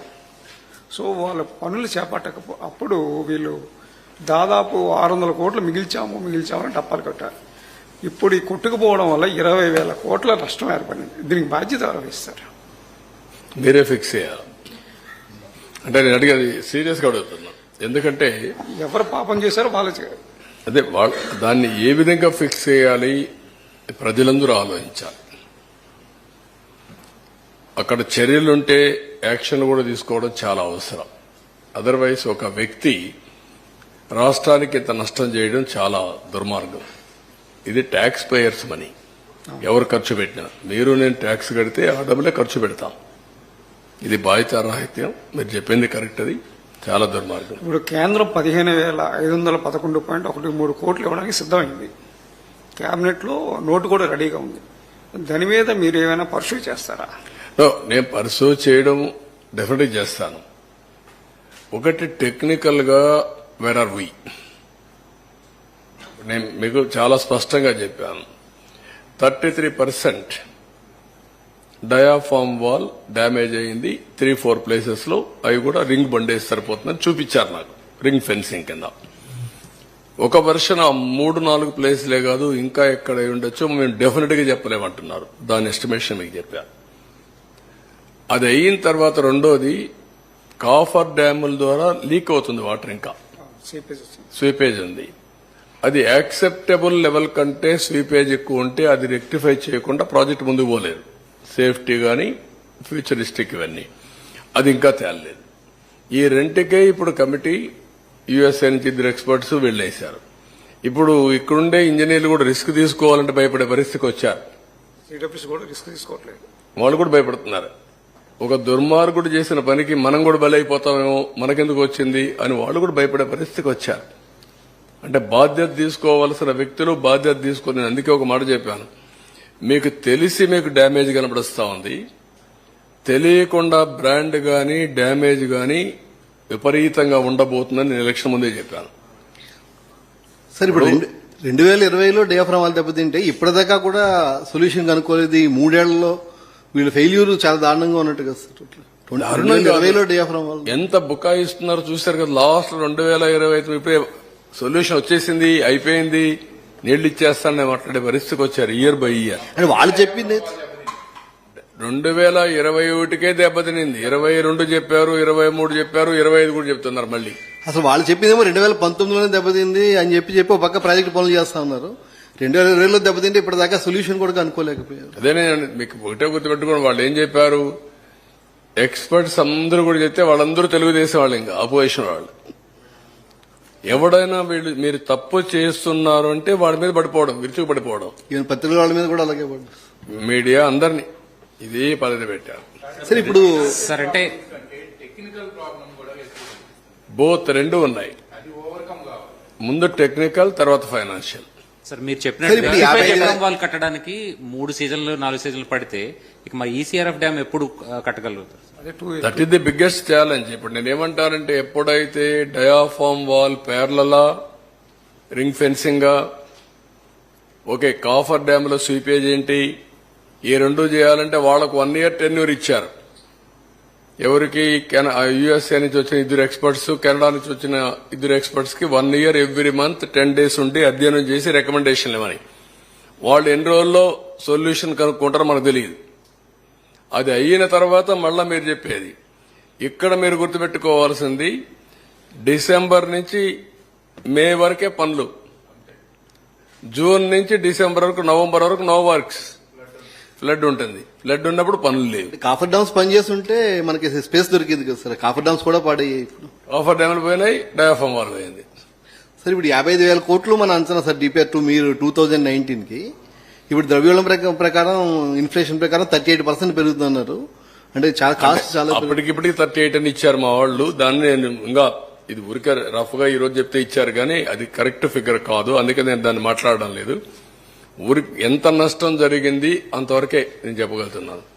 సార్ ఇది రెక్టిఫై చేయడానికి ఎంత టైం తీసుకుంటుంది, ఈ ప్రాజెక్ట్ పూర్తి కావడానికి ఎంత టైం తీసుకుంటుంది సార్? అంటే నేను ఒకటే చెప్పాను మీకు, 2 seasons minimum diaphragm wall minimum. అది రెక్టిఫికేషన్ కావచ్చు, రింగ్ ఫెన్సింగ్ కావచ్చు, 2. అది అయిన తర్వాత కాఫర్ డ్యామ్ టెక్నికల్ డీటెయిల్స్ అన్ని ఫైనలైజ్ కావాలి. నౌ ఎన్హాన్స్డ్ ఏవైతే ఫైనాన్స్ వస్తుందో ఆ డబ్బులు ఇప్పుడు ఇవ్వాలి. ఒక వ్యక్తి చేసిన పాపానికి కేంద్ర ప్రభుత్వం కూడా ఇప్పుడు నష్టపరిహారం కట్టివ్వాలి వాళ్ళు కూడా. ఇవన్నీ వేరియస్ యాంగిల్స్ లో వచ్చిన ఇబ్బందులు అనమాట. డయాఫ్రమ్ వాళ్ళు కూడా డిఫరెంట్ రిపోర్ట్స్ ఇస్తున్నారు కదా సార్. కొంతమంది ఏమో కంప్లీట్ దీనికి వెళ్ళాలంటున్నారు, కొంతమంది ఏమో రింగ్ ఫెన్సింగ్. అదే వాళ్ళు అనేది ఏంటంటే ఇవి జరిగాయి. అది కూడా ఎక్స్పర్ట్స్ కమిటీ. ఎవరంటే ఎక్స్పర్ట్స్ కమిటీ చేసింది? ఎన్హెచ్బిసి చేసింది sir. Hydro power project, hydro power corporation చేశారు. వాళ్ళు ఇచ్చారు ఆ రిపోర్టు. అది కరెక్టా, ఎగ్జాక్ట్ రిపోర్టా? అందుకే కొంతమంది డౌట్ ఏంటంటే ఓకే బెటర్ టు గో మొత్తం పోతే 990 కోట్లు, చేసింది పని 446 కోట్లు, రింగ్ ఫెన్సింగ్ 447 కోట్లు, ఇంకా 1 కోటి ఎక్కువ అవుతుంది. ఇప్పుడు ప్రాజెక్టులో తప్పు అన్ని చోట్ల ప్రాజెక్టులు ఫెయిల్యూర్ ఉన్నాయి, ఇరిగేషన్ అంతా పడుకుంది సార్. ఎవరైతే తప్పులు చేస్తారో అధికారులే ఇంకా కొనసాగుతున్నారన్న చర్చ బయట డిపార్ట్మెంట్ లోనే ఉంది. మరుస ఏముంది తేవాలి? వాళ్ళు చెడగొట్టారు. వీళ్లే కదా ఎప్పటి నుంచో ఉండేది. యథా రాజా తదా ప్రజ. అంటే దీంట్లో ప్రధాన దోషి అవుతాడు సార్. ప్రధాన దోషి దాస్ ఇంటికి పంపించారు. ప్రధాన దోషిని పంపించేశారు. ఆయన పోతే పోయాడు. దాసుని ఏం చేస్తారు? దాసుని ఏం చేస్తారు? అంటే వాళ్ళు అందుకనే కొంతమందిని మార్చాం. ఇంకెంతమందిని మార్చాలి? ఎవరెవరిని మార్చాలి? మారిస్తే ఎవరెవరు ఉన్నారు? అంటే ఈ రివర్స్ టెండర్ పిలిచిందంతా అది ఇచ్చిన దాసు ఎక్కడికో వెళ్ళిపోయాడు కదా. ఎప్పుడో వెళ్ళిపోయాడు కదా. దాసు పోయాడు, ఇంకో దాసుడు పోయాడు. మిగిలింది మనమే కదా ఇక్కడ. దాసు ఎక్కడ ఉన్నాడు? ఎప్పుడో రిటైర్ అయిపోయాడు. తెలంగాణకి పోయాడు. తెలంగాణ పోయాడు. అక్కడ అడ్వైజర్గా ఉన్నాడు ఇప్పుడు. సరే ఈ హైట్ మీద కూడా కొద్దిగా రివర్స్ టెండరింగ్ పిలిచింది. ఆ సమయంలో పిలిచింది అతను. అప్పటి వరకు ఉన్నది ఇతను. ఇప్పుడు మొన్న ఉన్న అతను. ఇతను తీసేసి శశిభూషణ్ మళ్ళా తీసుకొచ్చారు. సార్ ప్రాజెక్ట్ హైట్ కి సంబంధించి కూడా ఒక డిస్ప్యూట్ ఉంది కదా సార్. దాది అదే రాజీ లేదు. అది 45.67 రావాల్సిందే. 45.72 రావాలి. 41.57 పెడుతున్నారు వీళ్ళు. అది యాక్సెప్టబుల్ కాదు. కంటూర్ ప్రస్తుతానికి వాళ్ళ ఉద్దేశం ఏంటంటే ముందు కట్టేసి తర్వాత బెంజాని. ఆల్రెడీ కట్టేశారు కదా, మీ టైంలోనే కట్టేశారు. అది ప్రాజెక్ట్ స్పిల్వే అయిపోయినాయి. ఇప్పుడు ఓన్లీ ఈసీఆర్ఎఫ్ కట్టాలి అంతవరకే. అది అయిపోతే నీళ్లు పెడతాం. నీళ్లు పెడితే ఆటోమేటిక్ ఇవ్వాలి. ఈ ప్రాజెక్ట్ కాస్ట్ తోటి పాటు R&R కూడా పెరిగిపోతుంది కదా సార్ ఇన్ఫ్లేషన్ తోటి. పెరుగుతాయి కదా. అది ఎంత పెరుగుతుంది ఎస్టిమేషన్ సార్? ఇదే 30% 20% ఇన్ఫ్లేషన్ కదా. అన్నిటికీ ఉంటాయి కదా. మనం అనుకున్న ప్రకారం వస్తాయి. పీడీఎఫ్ అన్ని వస్తాయి. R&R package plus land acquisition. Last 5 years గా నిర్వాసితులు బాగా ఇబ్బంది పడుతుంది సార్. ఎగువగా పడడం వల్ల వరద ఉండిపోతుంది. వాళ్ళు చాలా ఇబ్బంది పడుతున్నారు. రాబోయేదేమో ఫ్లడ్ సీజన్. ముందు దాని మీద కూడా దృష్టి పెట్టాల్సిన అవసరం. కొంతైనా రిలీఫ్. వాళ్ళు కూడా వాళ్ళ సమస్య చూస్తే చాలా బాధేస్తుంది. ఎందుకంటే నీళ్లుంటాయి, ఆ ఊర్లో ఉన్నారు, అక్కడే ఉండి దోమలు ఇవన్నీ అన్ని సమస్యలు. కానీ రీహాబిలిటేషన్ ఇవ్వరు. వాళ్ళు వెళ్ళిపోవాలంటే కాపలా కాసుకుని అక్కడే కూర్చున్నారు బాబు. ఏమి చేత కాకుండా ఏం చేయలేక. మీరు 104 సార్లు రివ్యూ చేశారు, 31 సార్లు వెళ్ళారు, మొన్న వెళ్ళారు. మీ ఫీలింగ్స్ ఎలా ఉన్నాయండి సార్? ఇంకా ఏడవంది ఒకటే రియల్ గా చెప్తున్నా. That is my feeling. I'm deeply involved in this project. దాదాపు మీతో పాటు నేను కూడా వచ్చాను ఆ టైంలో. మీరు మీడియా వాళ్ళు వచ్చారు. రోజు రోజుకి దాన్ని ఒక ఆశ కల్పించాం. రాష్ట్రంలో చాలా మంది చూశారు. చాలా ఆవేదన, బాధ. ఆషామాషే కాదు, తలుచుకుంటే మాత్రం చాలా బాధేస్తుంది. ఏదైనా సరే ఒక వ్యక్తి ఓకే హైదరాబాద్ లో ఒక హైటెక్ సిటీ కట్టాం, ఒక 10 మీటింగ్లు పెట్టుకున్నాం, కట్టాం, ఒక ఔటర్ రింగ్ రోడ్ అతను అంటే ఫ్యూచర్ కి జ్ఞాపకం ఉంటుందనే ఉద్దేశంతో చిన్న కుర్రాడిని నడిపించాం. సగం దూరం వచ్చి నడవలేనంటే వాళ్ళు తీసుకొచ్చారు ఆ టన్నల్లో. అందరికి ఓపెన్ చేసాం ఆ ప్రాజెక్ట్ ని వచ్చి చూడమని చెప్పి పెట్టాం. అంటే ఇది ఎప్పుడో ఒకసారి వచ్చే అవకాశం కదా ప్రాజెక్ట్ అనేది, మళ్లీ మళ్లీ కట్టలేరు కదా. అందుకే బస్సులు పెట్టి తీసుకొచ్చి భోజనం పెట్టి దీన్ని చూపించి పంపించాం. సార్ ఫస్ట్ ప్రయారిటీ పోలవరం అని చెప్పి మీరు అంటున్నారు. లాస్ట్ గవర్నమెంట్ లో మీరు ప్రతి సోమవారం పోలవరం అన్నారు. ఈసారి కూడా అలా ప్రతి సోమవారం పోలవరం రివ్యూ చేస్తారా? నువ్వు చేయాలి, కానీ ఇవన్నీ సెట్ కావాలి కదా. ముందు సెట్ కాకుండా సోమవారం కూర్చొని నేను ఏం చేయగలుగుతాను? ఈ ఎక్స్పర్ట్స్ అంతా కూర్చోవాలి, ఈ ప్రాజెక్ట్ రిపోర్ట్ అంతా చేయాలి, వాళ్ళంతా సొల్యూషన్ ఇవ్వాలి. సొల్యూషన్ రావడానికి 1 year పట్టింది. నేను అందుకనే ఫస్ట్ టైం ఈసారి కూడా నేరుగా పోలవరంకి వెళ్ళా. వాస్తవ పరిస్థితులు రాష్ట్ర ప్రజలకు తెలియజేయాలనే ఉద్దేశంతో పోలవరానికి వెళ్ళా. First visit during my tenure పోలవరమే ఈసారి కూడా. సార్ రివ్యూ మీద కూడా అబ్జెక్షన్స్ ఉన్నాయి సార్. ఎవ్రీ వీక్ చేయడం వల్ల మాకు పని చేసుకునే అవకాశం రాలేదు అని ఇంజనీర్ అంటే ఆ రోజు మనం చేయడం చాలా అవసరం. ఈ రోజు ఇప్పుడు రెగ్యులేట్ చేయాలి, దీన్ని రీషెడ్యూల్ చేయాలి. Will do that. మాకు పని చేసుకునే అవకాశం దొరకట్లేదు. ఈ రివ్యూలకి టైం అంతా అయిపోతుంది. అంటే మనం వర్చువల్ గా పెట్టినప్పుడు వీళ్ళు చూసే రావాల్సిన పనిలే కదా. అక్కడే ఒక ½ hour ఉంటే బ్రీఫ్ చేసేవాళ్ళు. ఎవ్రీ మీటింగ్ రమ్మనేవాడిని కాదు నేను. ఇక్కడ సెక్రటరీలో ఉండి సెక్రటరీ వచ్చేవాడు, వాళ్ళు అక్కడే ఉండేవాళ్ళు ప్రాజెక్ట్ లో. వర్చువల్ గా వీడియో కాన్ఫరెన్స్ కు వచ్చేవాళ్ళు, గైడెన్స్ ఇచ్చేవాడిని. అట్లా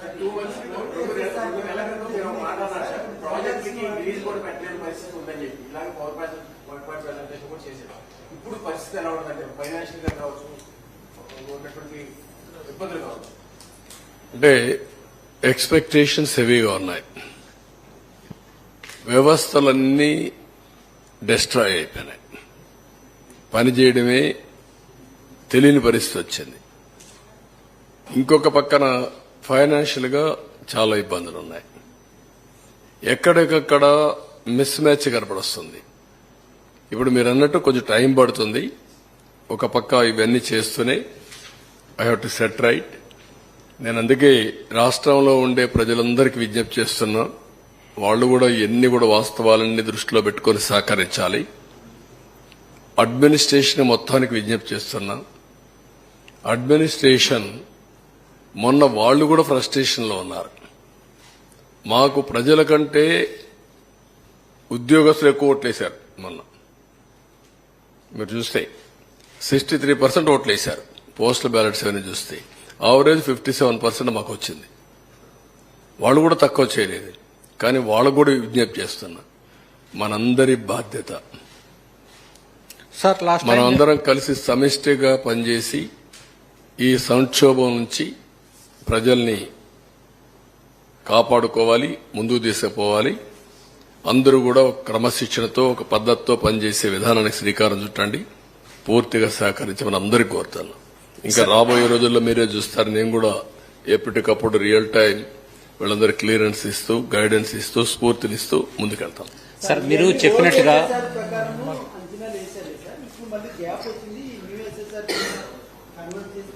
ఏది నేను అవన్నీ చేయాల్సి వస్తుందండి. నా పాత ఎస్టిమేట్స్ ఇవన్నీ రోజు రోజుకు మనం తినే నిత్యావసర వస్తువుల ధరలు కూడా పెరిగిపోతున్నాయి కదా.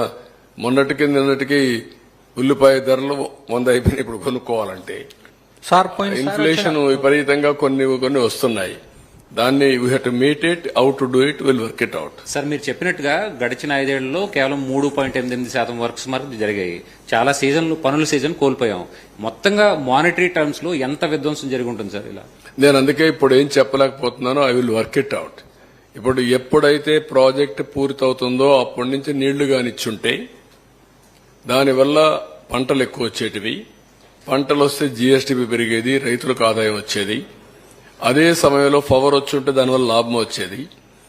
నష్టపోయింది ఏవైతే ప్రాజెక్ట్ డ్యామేజ్ అయిందో దీనికి మొత్తం ఇప్పుడు చెప్పాను నేను 467 కోట్లతో 66 కోట్లతో ఆ రోజు డయాఫామ్ వాల్ కడితే ప్యారలల్ డయాఫామ్ వాల్ 990 కోట్లు, మోర్ దెన్ డబల్ ఇలాంటివి ఉన్నాయి. దానికి మళ్ళా 2 years gestation period, minimum 2 years, it may take 3 years. ఏమారితే దానికంటే ముందు వీళ్ళు రిపోర్ట్ ఇవ్వాలి. వీళ్ళు డిసెంబర్ లోపల ఇస్తారా, ఇవ్వరా? డిసెంబర్ లోపల ఇవ్వకపోతే ఈ ప్రాజెక్ట్ మళ్ళా 1 year డిలే. వేరియస్ కాంప్లికేషన్స్ గానీ కాన్సిక్వెన్సెస్ గానీ ఉన్నాయి. ఇవన్నీ we have to work it out. Sir last time వచ్చిన ఫ్లడ్ అనుకున్న అంటే 41 మీటర్స్ లెవెల్కి వచ్చినప్పటికీ అనుకున్న దానికంటే ఎక్కువ ప్రాంతాలు మెర్జ్ అయిపోయినాయి అని చెప్పేసి నివేదిక ఇచ్చారు. దాని మీద రీసర్వే చేయాలన్నారు మెర్జ్ అయ్యే ప్రాంతాల మీద. అది ఏమన్నా ఆలోచన? Will work it out. అంటే మన రాష్ట్రం పక్క రాష్ట్రాలు కూడా ఉన్నాయి దీంట్లో. పక్క రాష్ట్రాల్లో ఉండేటి కూడా మనం జాగ్రత్తగా వాళ్ళు కూడా కన్విన్స్ చేయాలి. అది కూడా కేసులు ఉన్నాయి. మళ్ళా ఈ దుర్మార్గం చేసిన పనికి ఇప్పుడు కేసులు కూడా ఒరిస్సా కేసు వేసింది, ఛత్తీస్గఢ్ కేసు వేశారు, అవి కూడా పెండింగ్ ఉన్నాయి, కోర్టులో డిస్ప్యూట్స్ ఉన్నాయి. అవన్నీ కాపాడుకుంటూ అందుకని ఒక స్టే ఉంది. మీరు ప్రాజెక్టు కట్టిన తర్వాత ఎక్కడికక్కడ కాంపన్సేషన్ మళ్ళా వీళ్ళందరికీ R&R ఇవన్నీ పే చేయాలి. అవన్నీ పే చేసిన తర్వాతనే వాటర్ ఇంపౌండ్ చేయాలి కూడా ఒక కేసు కూడా ఉంటుంది. వేరియస్ ఉన్నాయి, ఎప్పుడు ఉంటాయి ఇవన్నీ. ఇంకొక పక్కన ఎవ్రీ ప్రాజెక్ట్ ని ఈ ప్రాజెక్ట్ పోలవరాన్ని మళ్ళా 1 year ఎక్స్టెండ్ చేశారు. 1 year 2 years 2 years ఎక్స్టెండ్ చేశారు. ఎవ్రీ 2 years ఒకసారి ఎక్స్టెండ్ చేస్తున్నారు ప్రాజెక్ట్ ని. కాబట్టి సమస్యలు లేక సమస్యలు ఉన్నాయి. ఆ సమస్యల మధ్యలోనే వీళ్ళు మరీ సమస్యలు తీసుకొచ్చి జట్లను చేసి ముంచేశారు. అందుకే నేను ఫస్టే చెప్పాను, చాలా సున్నితమైన ప్రాజెక్ట్ ఇది. చాలా జాగ్రత్తగా తీసుకొచ్చి తప్ప అటు కేంద్రం, ఇటు రాష్ట్రం, ఇటు ఇంటర్ స్టేట్ ప్రాబ్లమ్స్, ఇంకొక పక్క technical problems, biggest river, highest flow, అదే కాకుండా ఏదైనా జరిగితే safety, east Godavari west Godavari 2 జిల్లాలు వాషౌట్ అయిపోతాయి, అదొక ప్రమాదం. ఇలాంటి అనేక సమస్యలు ఉన్నాయి. కాబట్టి ఆషామాషిగా తీసుకోవడం కరెక్ట్ కాదు. అదే తీసుకున్నారు వీళ్ళు, దానివల్లనే ఈ సమస్యలు వచ్చాయి. సార్ న్యూ కాంట్రాక్ట్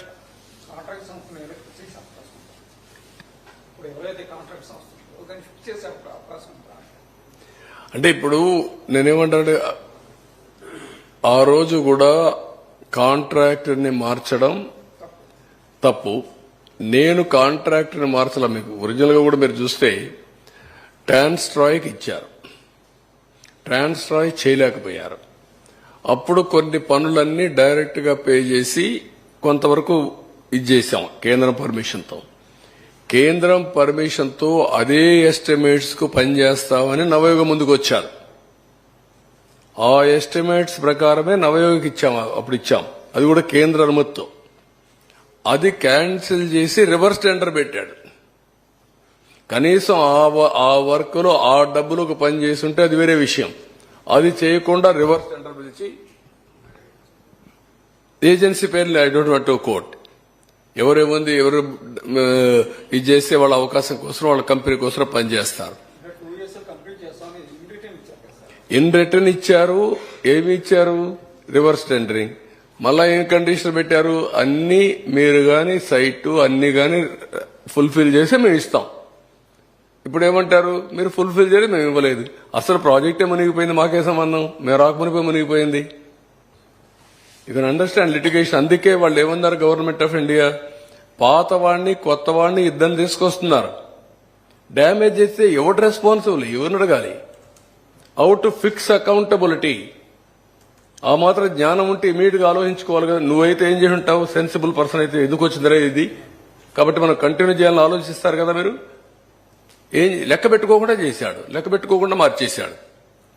మార్చి అతను ఒక మాట అన్నాడు, ఐ హంబ్లీ రిక్వెస్ట్ అన్నాడు, బెగ్ అన్నాడు, in the interest of the state. కనీసం అభయన్స్ లో పెట్టమని అడుక్కున్నాడు. అభయన్స్ లో కూడా పెట్టకుండా డెసిషన్ తీసుకొని, నేను డెసిషన్ తీసుకున్నాను నువ్వు అమలు చేయమని చెప్పారు. ప్రాజెక్ట్ వాళ్ళది, వాళ్ళ ప్రాజెక్టు నువ్వు డెసిషన్ తీసుకొని నువ్వు అమలు చేయమని రివర్స్ టెండరింగ్ పెట్టి గోదావరిలో ముంచేయడం ఎంత ద్రోహం అంటది. అంటే ఒక పాలిటీషియన్స్ కాబట్టి అడిగేవాళ్ళు లేరా? బాధ్యత లేదా? అదే నేను చెప్పింది. వాళ్ళ మీద పెట్టారు, అందరి మీద. సార్ గత మీ ప్రభుత్వ హయాంలో కట్టిన పట్టిసీమని మీరు కట్టారనే గత 3 ఏళ్లుగా వాళ్ళు వాడుకోలేదు. చివరి 2 ఏళ్లు తప్పని సర్వీస్ లో వాడుకున్నారు. ఇప్పుడు పట్టిసీమను మరోసారి ఉపయోగించుకోబోతున్నారా? ఎందుకంటే కృష్ణా డెల్టాకి 5 ఏళ్లు మీ హయాంలో బాగా ఉపయోగపడింది. అది కాదమ్మా, అది ఉపయోగపడితే నీళ్లు ఎక్కడున్నాయి? పట్టిసీమ ఉపయోగించుకోవాలి, పురుషోత్తపట్నం ఉపయోగించుకోవాలి, అది కూడా ఉపయోగించలేదు. పురుషోత్తపట్నం కూడా అది కూడా ఉపయోగించుకోవాలి. పురుషోత్తపట్నం ఉపయోగించుకోకుండా ఏలేరుకు నీళ్లు ఇవ్వలేకపోయారు. ఆయకట్టుకు నీళ్లు ఇవ్వాల, అవి కూడా పెండింగ్ పెట్టి వాళ్ళకు కూడా సరిగా కన్విన్స్ చేయకుండా ఎన్జిటి వాళ్ళు ఫైన్ వేసి, ఒకటి కాదు చాలా ఉన్నాయి. ఎనివే, మీరు మీ బాధ్యత మీరు చేయండి, ప్రజల్లోకి చర్చ చేయాలి. రేపటి నుంచి అందరూ వాళ్ళ ఆలోచనలు ఇస్తారు. అన్ని ఆలోచనలు తీసుకున్న తర్వాత ఫైనల్ గా వే ఫార్వర్డ్ ఏం చేయాలో మేము కూడా వర్కౌట్ చేస్తాం. ఫస్ట్ ఆఫ్ ఆల్, ప్రజా చైతన్యం అన్నిటికీ పరిష్కార మార్గం. ఆ ప్రజా చైతన్యం లేకపోతే మనం ఏం మాట్లాడినా చెల్లుబాటు అవుతుందని ఇలాంటి తప్పులు ఇంకా ఎక్కువ చేసే ప్రమాదం ఉంటుంది.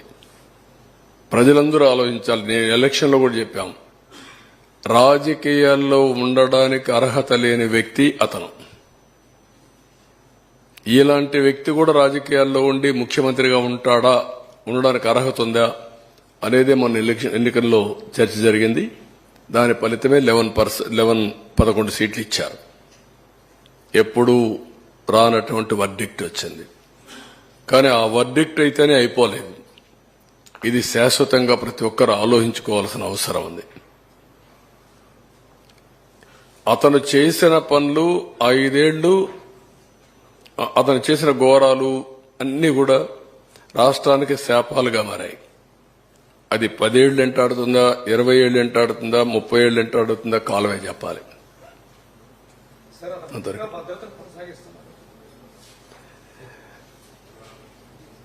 ఇప్పుడు ఏమంటున్నాడు ఆయన? భద్రత ఎంతమంది ఉన్నారు? 946 మంది, 86 మంది. ఒక ముఖ్యమంత్రికి 986 మంది కావాలండి పరదాలు కట్టుకుని తిరగడానికి. అది కూడా పరదాలు. మళ్ళా నేను పోతే పరదాలు కట్టేస్తున్నారు. ఏంట్రా ఏమొచ్చింది మీకు, పిచ్చి పట్టిందంటే అలవాటు అయిపోయింది సార్ అంటున్నారు. పరదాలు ఏంటి, చెట్లు కొట్టడం ఏంటి? లేదు, ఇప్పుడు నేను చూస్తూనే ఉన్నా. ఎవ్రీడే ఆ పక్క ఈ పక్క చూసుకుంటూ ఎంత టైం ఆపుంటారు. నేను పోతూ 2 నిమిషాలు నాకు లేట్ అయినా పర్వాలేదు, ఏం కొంపలు కోల్పోవు, నేను నిలబెడతాను, వాళ్ళు పోయిన తర్వాత వెళ్తారని చెప్తున్నాను. నేను ఆ పక్క కూడా చూస్తున్నా ఎంత దూరం వచ్చాయని. అంటే నాకు కూడా గేజ్ చేయడానికి ప్రతి ఒక్కరికి చెప్తున్నా, ఎక్కువ టైం ఎక్కడ ఆఫ్ చేయొద్దండి. మీకు కూడా చెప్తున్నా, మా మంత్రులకు కూడా చెప్పా, కేబినెట్లో కూడా చెప్పా. Simplicity is only the solution. మనమేమి రాజులం కాదు, లేకపోతే డిక్టేటర్లు కాదు. ఇష్టానుసారంగా చేయడానికి ప్రజాసేవకులుగా ప్రవర్తించమంటున్నా. 1 by 1 చేయాలి కదా.